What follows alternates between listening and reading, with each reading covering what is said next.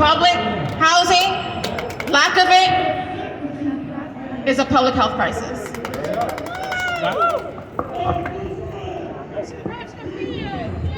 Hi, everyone.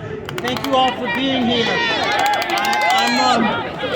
I just wanted to say that given what recently occurred and has come to light around his assassination, and we are here in Harlem, on Lenox Avenue, on Malcolm X Boulevard, I think we ought to give honor to the brother Malcolm X, who became El-Hajj Malik al-Shabazz, who spoke from these Harlem streets many times.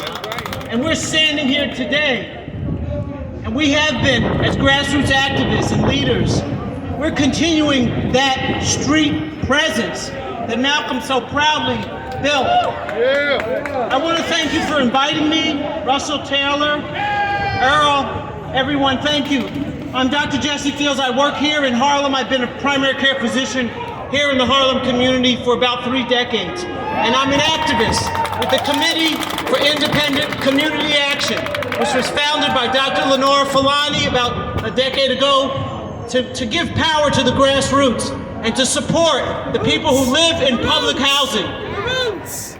Grassroots. Grassroots. Yes, absolutely. It's all nationality, it's a rainbow, it's all black. Tell me.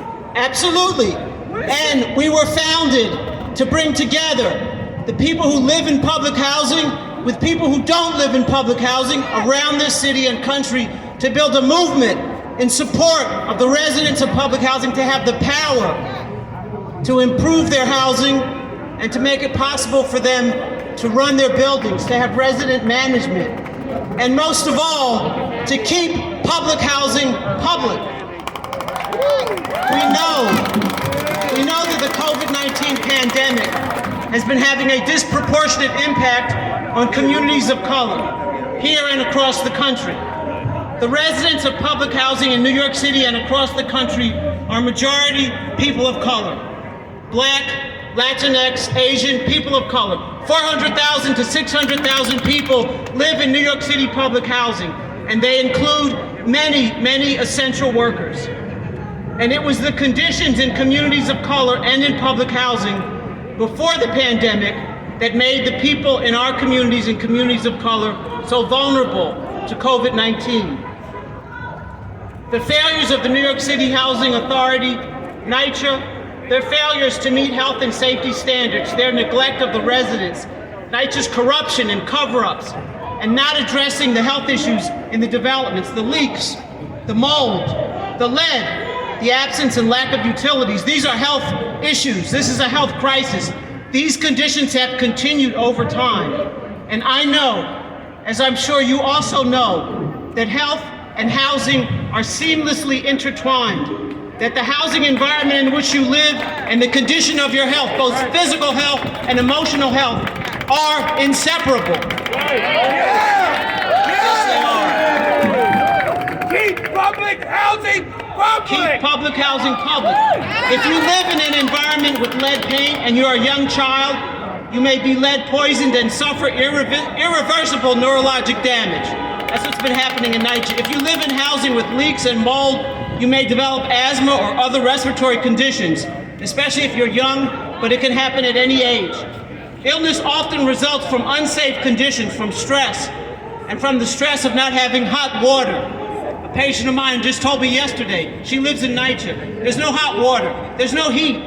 There's no heat in the winter, no air conditioning in the summer, not having utilities for cooking, elevators not working. The physical and emotional impact of all this is suffering. And the ways people have to cope with all this is very limited. And I see people every day who deal with this crisis. The entire history of this country, including here in New York City and state, for the entire history of our country, housing segregation, discrimination, and poverty have produced disproportionate illness and death and deep and widespread health disparities among people of color. This disproportionate illness and death are not and never have been because of biological differences, but because of structural racism.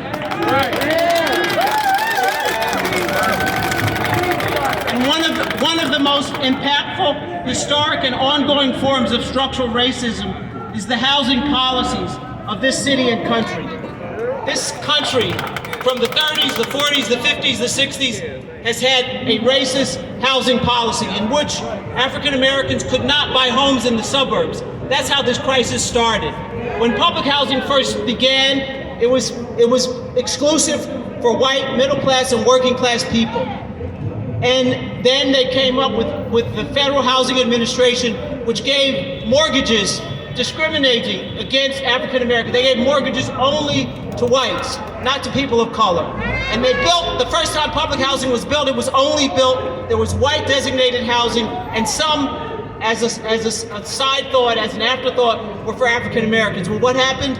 They gave mortgages to white families, and those white families left the public housing and moved to the suburbs. African Americans and people of color were not allowed to have mortgages in the suburbs. And so they lived in public housing. They finally let people of color into public housing.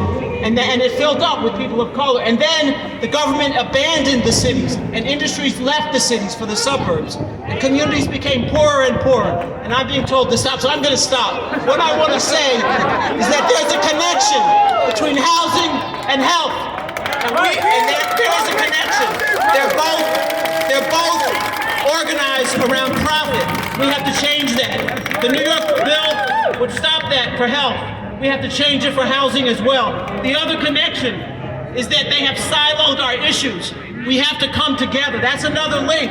We have to join together and fight for both of these issues together. I'm proud to be here.